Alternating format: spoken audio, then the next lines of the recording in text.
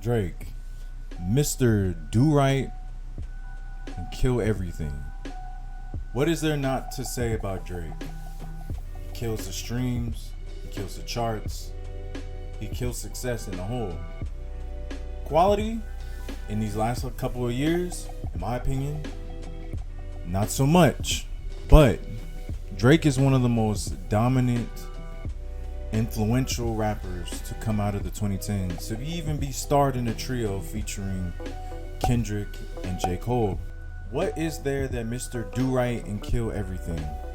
Aubrey Graham coming at you with many classic albums, such as albums like Nothing Was the Same, or albums like Take Care, and his most controversial album, which in my opinion is his best album, or if you want to say Take Care is his best album, sure, but I think his best project is If You're Reading This Is Too Late. He's also come out with other projects such as So Far Gone, and also other projects like More Life, Scorpion, etc., etc. But this is Drake's 15th project for people that don't know this. 15. He's been in the game for a very, very long time. Going off of his last project with 21 Savage, Her Loss, I was entertained for the most part, especially appreciative with that project, considering that the project before it was Honestly Nevermind. Honestly Nevermind was really terrible listen from a rapper that I hold a lot of expectations and standards for, that he did not even meet prime Drake standards, in my opinion. Then going back to that, he had CLB. Again, it was okay. It made out of Drake prime standards, but it still wasn't all that great of a listen as well, in my opinion. But you could basically see the trend that I'm about to say, and also Darkling Demo Tapes was not that great either. But either way, For All the Dogs, it's here. I got a chance to review it. I'm here to bring it all to you as well. For All the Dogs, how well is this album? Let's see what Drake's trying to cook up here. Let's see what Drake's trying to feed his dogs, because hopefully, let's just say that the dogs that he's feeding, or whoever the dogs may be, is not like a ghost looking thing with red eyes and not drawn by your son. Anyways, going into the first track, we have no other than Virginia Beach. The album kicks off with Virginia Beach. Now, Virginia Beach basically has these chipmunk-like soul samples in the background. Drake is basically trying to talk to a woman, basically telling this woman that, you know, you're just compromising, you don't really even like that guy for real. Basically, you doing him dirty, but you look great like Virginia Beach. It's a decent opener. I've heard better intros in his past discographies, but considering that this is an okay opener, because I think the beat is very great. Also, Drake, you get corny bar tax. This bar says, "We gon' find out that it's on site like www, on site like.com."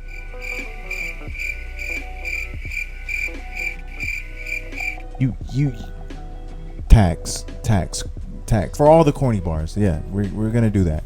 But for the most part, yeah, decent intro. Not really much criticisms, to be honest. Drake just being Drake. Following that track from the intro is a song called Amen featuring Touchdown Tizo. Now, first off the bat, the industry is definitely trying to push Touchdown Tizo. Like, my God. Definitely a top 10 most enjoyed track on this whole entire album. Touchdown Tizo definitely, in my opinion, probably had one of the most strongest features on this album. Touchdown Tizo really like aided the song in every melody, every harmonic flow. His voice is very sweet, actually, but the way that he sings and all this other stuff, all these melodies that he's hitting, all these notes that he's hitting, I actually really like it. Then Drake also chimes in with a short verse. The song's not also that long either, which is also appreciative. From the beginning to end, I think the song is just amazing. I'm not even gonna lie, it's a great track. Next song we have Calling For You featuring 21 Savage. Now, starters, this is more so like a two-part song, but with a switch beat. I'm gonna talk about the first part, which is Drake. Drake's first part is a chipmunk vocal in the background, probably sampled as usual. You know, basically the rinse and repeat that we have been getting, like beat wise. Like I see the consistency with the beats. Lyrically, I'm not gonna lie to you, it was kind of rough. In my opinion, there was a corny text to this. It was like, she was 21, I don't see a savage. Like, all right, Drake. But for the most part, basically talking tough, basically saying like the guy that you had sex with, you know, that's his son. Everything that he's saying, though, I think the beat is very compelling. But then like it switches beats. You go on like this interlude type atmosphere with a woman basically saying like, you know, I'm tired of oxtails and stuff of that nature. Basically, I don't know, being ungrateful on a trip, or maybe it's just like she's tired of the redundancy on the trip. But then like it goes to a 21 Savage feature, and basically just showboating, or basically just flexing, saying that put you in a Benz or put her in the Benz, no note, such as things of that nature. And the vibe of the song, for the most part, I think it's an okay track. In my opinion, I've heard this duo do better, but it feels like more so like Her Lost Leftovers in my opinion. But that's about it. So Fear of Heights basically is a song that I think he is throwing jabs, for starters, at no other than maybe past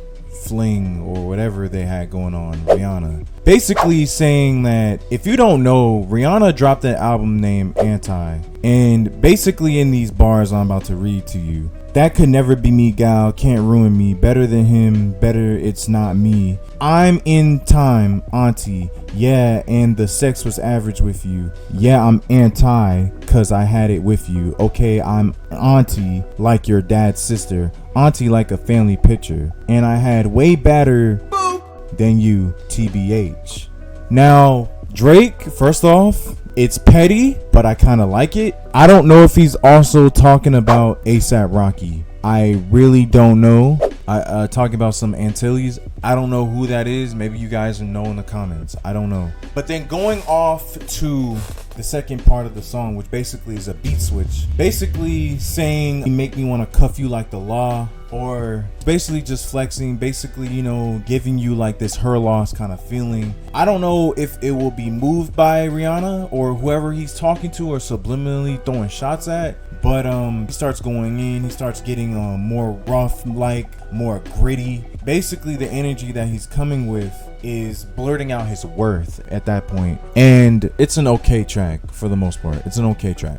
Next track that we have is Daylight. Now, Daylight to me is a very enjoyable track. In my opinion, it is a top 5 track on this album. Again, if you are not that high on it, I at least suggest you put this in your top 10. Daylight basically is Drake is on his mob stuff. He even like comes in with this guy talking to him like he's from the mafia, basically saying like shot him in daylight, shot him in daylight. Basically that's how the hook goes. The beat, the instrumental is very like high tempoed. Like it's very energetic, it's very bouncy, it's very like momentum based. Drake is like, he's standing on business, he's standing on business. That's how he was saying it. And basically like Drake is just going on a tangent saying like, you know, he's looking for action, he's looking for confrontation, the animosity. Basically the bar basically starts off, my doggy got booked for acting like Book. If you don't know who Book is Devin Booker from the Phoenix Suns. And basically he's doing what Devin Booker does, shooting in daylight. So I don't think you can tax him for that. We're actually gonna cut your tax. We're gonna cut your tax. We're cutting your taxes off of that. You get good for that. That's a good bar. Good bar. Also in the back end, I just want to shout out like being a W dad for putting your son. His son is basically trying to put some bars up. Again, being a W dad, not gonna take a hit to your album and scoring it because of him, but being a W dad, good job, Drake. Good job. Don't really have much criticism for it. Oh, but there is one. You do get one corny tax for it. Like a combo number 1, we whopping niggas.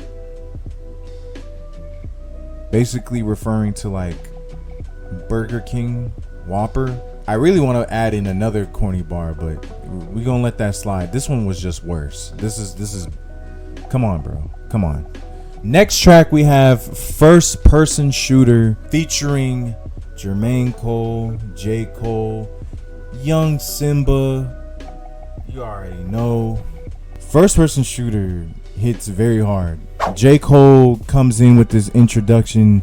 You know, he's spitting these bars. One bar that I did like to point out is, yeah, them boys had it locked, but I knew the code. Basically, like, there's no any obstacles that he may have come across. Like, he's just gonna overcome it. But basically, the way that he's flowing, like, it's kind of ragey, but it's not ragey. Kind of weird, but it's a great beat that they both flow on together. I like the humbleness that he is showcasing that he normally has.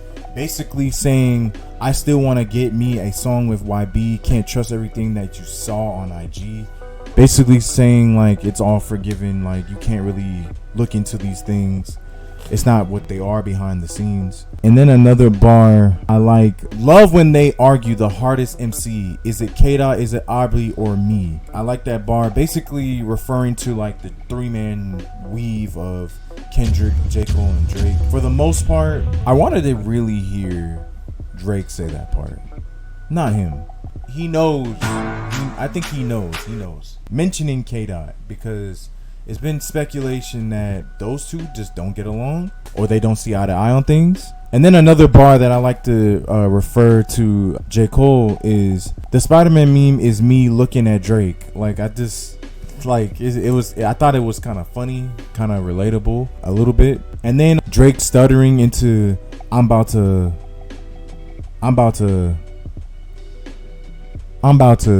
like, basically it's just swapping, and he's just going back to flexing, basically saying how many of the women that he's talked to all have the same, you know, lean name at the back end of their name that they are born with. He's got youngins richer than you, and they all stream. I think he's probably like pointing towards like Kai Cenat, if you don't know who that is. Also flexing to the point where he says, I have a Grammy and I use it for a doorstop. And then he said he's one more away, and he's like, nigga beat it, on repeat.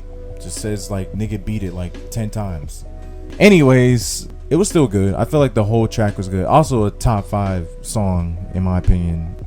The next song we have is IDGAF featuring Yeet. For starters, this song is tailored to Yeet's strengths, which is basically like this non-lyrical focused track. It's not a bad song, it's just that the meme is just like stained in my head that every time I hear Money for Fun, like every time I hear that song, it's just crazy. It's just crazy. I have pointy tags for the bars that Drake is spitting. I stay with the O like a bagel. Like, come on now. And then you light on the waist like a lightsaber. I get it, like it's on your waist because Jedi have them on their waist, but like, man, this bill is getting expensive. I'm not gonna lie with you. But for the most part, IDGF, not a bad listen. I think it's a decent listen. I don't think it's like any crazy of a song. It's just like, it's a meme track. The next track we have is 7969 Santa, with a hidden feature from Touchdown Tizo at the back end of the track, and also a special guest at the back end as well. I guess you can say featuring Snoop Dogg as well, even though he didn't really contribute much to the song, as in just like maybe the closer. For this entire song, at least Drake's portion of the song, I'm not gonna lie, it sounds like filler. The energy that he had from the previous tracks, at least in comparison to this track, it's not a good, it's not, no, it's just not it. Tizo Touchdown though, for the most part, when he started howling like the awoo stuff, like that was crazy. As far as like Snoop Dogg giving like a concluded broadcast to like a radio station, you know, like radio culture and stuff like that. Next song that Snoop Dogg helps translate, which is Slime You Out featuring SZA. So the lyrical content that Drake is giving me, it actually isn't bad. It's the flow, which is just terrible. Sliming you for the kids, what did you mean? That's boop. is just goofy. The flow lasts way too long. SZA's part, I feel like she didn't really need to put in like maximum effort. I just feel like they had no chemistry in this song. I wanted to actually hear more of SZA, to be honest, but we didn't need an extra verse from Drake. I feel like I got enough from what I got from him in the beginning, and then like SZA just clearly outdid it, especially in the consistency part. Next song we have is Bahamas Promise, and this might be the best song from Drake I've heard in quite some time. Let me preference my statements when I say this. First off, the beat sounds very majestic, sounds very dreamy. It sounds so reminiscent of a Griselda beat. I feel like Westside Gunn is gonna pop up and be like, boo, boo, boo, boo, boo, boo, boo. Like, I feel like he's about to do it. I feel like he's just about to just pop up out of nowhere. First off, Haley, I don't know what you did to Drake, but you need to do it again. Whoever Haley is, he's been mentioning Haley throughout the whole lyrics. You can go look at the lyrics. This was probably the best bar I've heard. He was like, you put the no in mahogany. If you don't know what mahogany means, it means the practice of a state of being married to one person at a time. I'm telling y'all, whatever this Haley did, bro, do it again. Just do it again. Do it again. Do it again. Cause that song was amazing. I feel like it was so genuine, so sentimental. Great job from Drake. I'm not even mad at it. The next song is Tried Our Best. Now, Tried Our Best, Drake basically is going over this relationship with a woman, doing all these things for this woman, basically saying, I treated you really right, but sometimes with your toxic ways, I don't know if it's best to leave you home. It's like he can think while being on his own rather than being with her, and it's basically the way he story tells it. I can get the sentiment of it if you ever been in a past relationship or anything like that, of that matter, if that makes sense. This next song, which is an interlude called Screw the World, I believe who's rapping over this is basically DJ Screw. He's very influential in the way that he basically will take a song and he will slow it down. You know, the way that you would DJ using the chop and screwed style will definitely be missed. But basically, DJ Screw is just freestyling. Also, a beat sounds familiar, something that you would hear from If I Ruled the World featuring Nas and Lauryn Hill. It's the same beat, but it's more so like a slowed down version with DJ Screw vocals over it. Solid head nod to DJ Screw, understanding how impactful he is. If you don't know DJ Screw, do some research, do some homework on him. R.I.P. DJ Screw. The next song is Drew a Picasso. Drake is basically just saying that there's this woman that he talks to and he desperately needs her love. You can even hear it in the vocals in the background. So much to the point where like he feels like he's depressed and he feels like borderline like he needs to die. Maybe he's just being dramatic. Even with the mannerisms and the way that he moves, she feels like the love is already in question. You know, again, the beat is great. I love the production on this album, by the way. I feel like the album production is not bad at all. However, this sounds like borderline filler. I'm not gonna lie, this sounds like borderline filler. Is this song bad? Is it an upgrade from Santa? Yes, slightly upgrade, but still sounds like filler. The next track that we have is Members Only featuring Party Next Door. Now, this track, first of all, Drake is like 40 years old saying the word gangy, referring to various women or maybe a woman that you're too down with the gangy, you're too far within the circle. I like this one bar that Party Next Door says, ask them other guys in the city what happened, LOL gang, we the last ones laughing. Yeah, I like that bar. For the most part, it's a solid track. It's a very gloomy track, very dark kind of track. I love to see these two team up. They used to team up before in the past, and I'm glad they're teaming up again now. The next song we have is What Would Pluto Do? So basically, Drake is bigging up himself with like, I don't know, like an album drop. I believe he's referring to Pluto as Future. He could be referring to somebody else, but if that's what you think. But I think he's referring to Pluto as obviously Future. Sensational. And you know, he's bigging himself up. Basically, what would Pluto do? So I did it. But at the same time, there's also another corny bar in here. Swear I want to crack behind your back like a joke. Boy, bro, you were doing so great in my opinion, until this bar right here. Man, this is just boom. Anyways, then the beat is just fire. It's very poppy, very groovy, a little bouncy here and there. It's a good beat. For the most part, I believe this is a decent song. It's not anything crazy. This next track is called All the Parties featuring Chief Keef. For starters, I like the beat. For the most part, I like his flow. It definitely supports what Chief Keef is trying to do. My only issue with this song is Chief Keef is only there for like a small amount of time, like very small. Without, like, he doesn't really say much. He was there for only like maybe like 10 seconds of the song. Again, not a bad track, but at the same time, we should have had more Chief Keef for the most part. The next track we have is 8 a.m. in Charlotte. 8 a.m. in Charlotte starts off with a beautiful beat, probably one of the best beats on here, by no other than Conductor Williams. Now, this beat is just so majestic. I love the chipmunk vocals in the background. I haven't heard Drake sound this lyrically good in a long time. And also throwing out a bunch of subliminals to like Pharrell at one point. Some people believe K-Dot. Some people even definitely believe Youngboy, because Youngboy definitely got disrespected. That was the clear one. Now, in this whole entire song, I feel like Drake was so consistent throughout every verse that he had. If you haven't checked this song out, hell, even the music video, his son's even like backing him up with the energy that he's providing. W beat, W song, W bars. I love this song. This is a great song.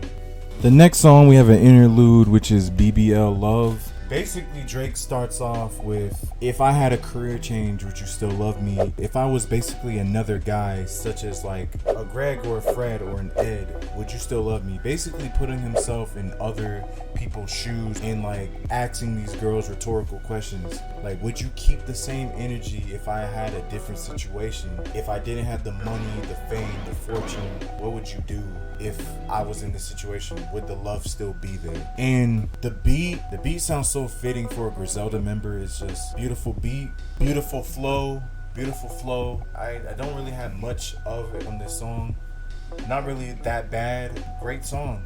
The very next song that we have is Gently featuring Bad Bunny. Most of this song, especially lyrically, is in Spanish. I don't speak Spanish.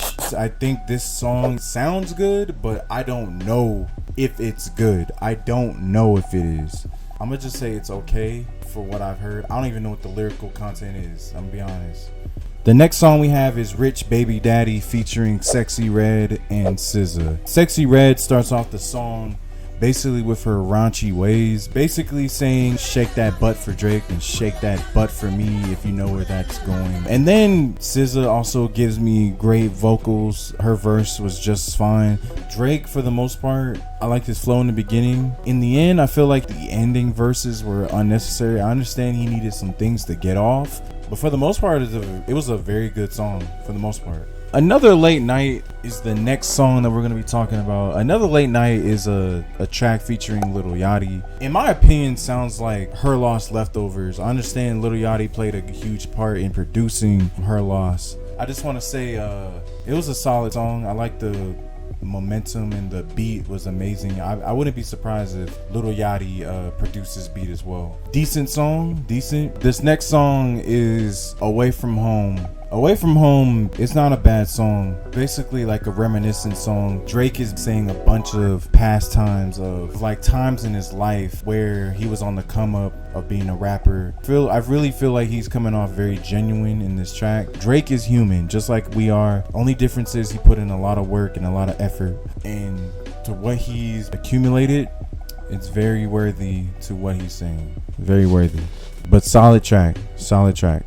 The very last track that we have is Polar Opposites. For the most part, it sounds like a beat off of a Baby Crib. Like it's like a kind of like a lullaby type beat. I know that sounds pretty crazy, and I'm not trying to throw shots at the song. As an outro song to this album, it's a little sleepy So it is a little sleepy.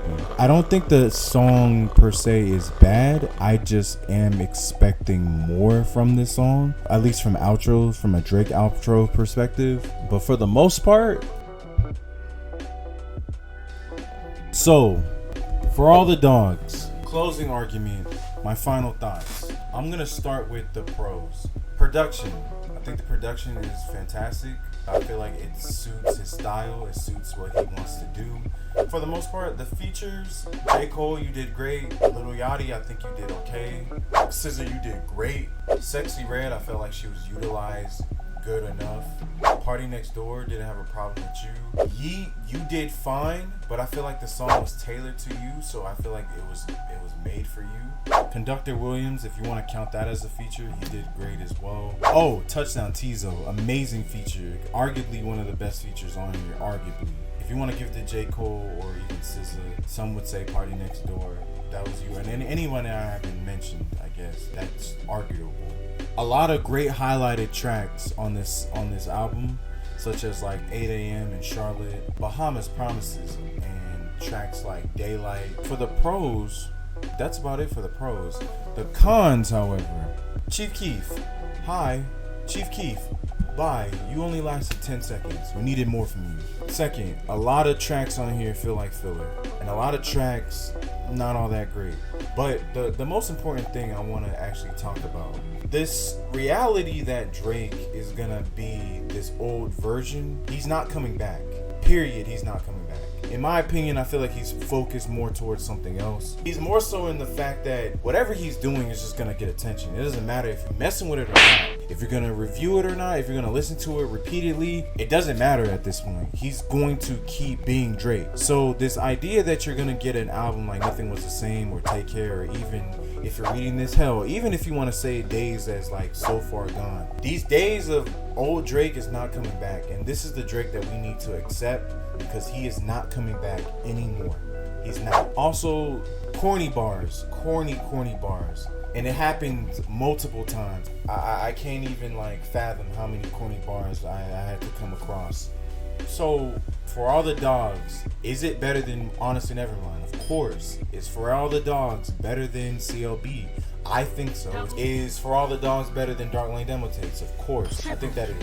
Is For All the Dogs better than Her Loss? I'm gonna say that no. I don't think it's better than Her Loss. I don't think it's better than Her Loss. For the most part, For All the Dogs is a solid album, and I appreciate For All the Dogs for what has been made. I appreciate it. The problem with For All the Dogs is it has the same problems, only difference is it's just slightly better than what you have gave in the past years. That's my issue with it. So, final score, the final verdict on For All the Dogs from yours truly.